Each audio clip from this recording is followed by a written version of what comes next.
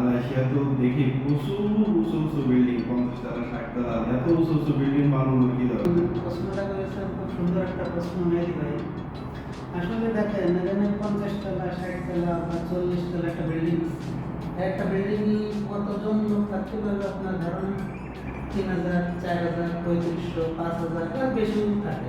সাধারণত দেখেন একটা বিল্ডিং যদি একটা তিনটা গোলকটই, তিনটা গোলকটতে টোটালে 4 বিঘা জমি নষ্ট হচ্ছে বাংলাদেশের হিসেব দেখে 4 বিঘা জমি।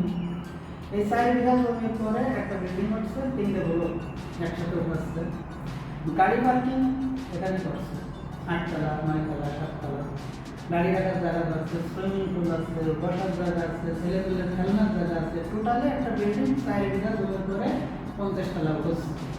এখানে আপনার বসবাস করতে পারবে 3000, 4000, 4500, 5000 লোক।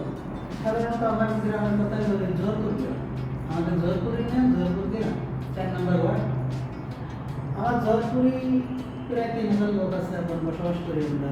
তা 3000 লোকের টোটাল যে বাড়ি করা আছে তাতে 300-র উপরে, 300-র উপরে বাড়ি করা আছে। এই 300-র উপরে বাড়ি করতে গেলে আমার কত জায়গা জমি খরচ হচ্ছে, নষ্ট হচ্ছে। একটা বিল্ডিং যদি 4 বিঘার উপরে আমরা করতাম, তাই সমস্ত গ্রামের লোক আমরা একটা বিল্ডিংয়ে থাকতে পারতাম।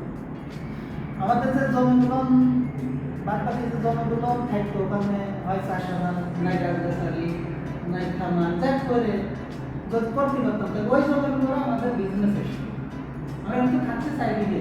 এখন কিন্তু আমরা টোটালের জন্য 400 বিঘে, কিন্তু আমরা থাকবো 4 বিঘে। বাকি 396 বিঘে জমি যদি বেঁচে যায়, কত ফসল ফলাতে পারবেন, বাড়ি চাল করতে পারবেন, আম বাগান করতে পারবেন, চাষাবাদ বিভিন্ন স্তরে ইনকাম করতে পারবেন। তাহলে দেখেন এখানে লাভ না লস, আপনি বলেন? অবশ্যই লাভ। আমাদের দেশ যদি ভাবতো যে আমরা অল্প জায়গায় অনেক লোক থাকবো, তা আমাদের দেশও সম্ভব। এগুলো করা আমাদের দেশেও সম্ভব, কিন্তু আমাদের দেশে সম্ভব হচ্ছে না কি কেন? হচ্ছে না। আমাদের মনমানসিকতা ভালো না, একজন আরেকজনের দেখতে পারি না। আমি কেন আপনার পাশে থাকবো, ভাই ব্যক্তি আমরা আড়ি বন্ধে মিলি, ঘরের মাঝখান থেকে আমাকে আমরা পাশে দিয়ে দিই। সমস্যা হচ্ছে, বড় সমস্যা আমাদের মনে। আশা করি আপনি বুঝতে পেরেছেন।